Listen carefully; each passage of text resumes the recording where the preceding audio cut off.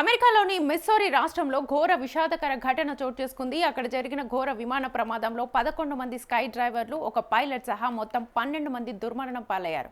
Buttler memorial airport సమీపంలో ఈ ప్రమాదం జరిగింది. దీనికి సంబంధించిన వీడియో సోషల్ మీడియాలో చక్కర్లు కొడుతోంది.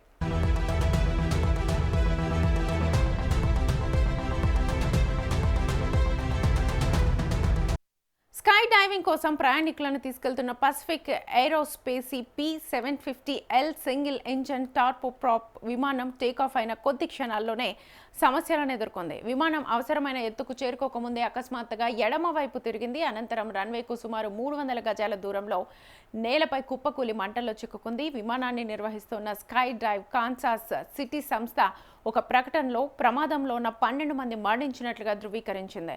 మృతుల్లో 11 మంది స్కై డ్రైవర్లు కాగా మరో వ్యక్తి పైలట్ అని వెల్లడించింది. కుటుంబ సభ్యులకు సమాచారం అందించారు.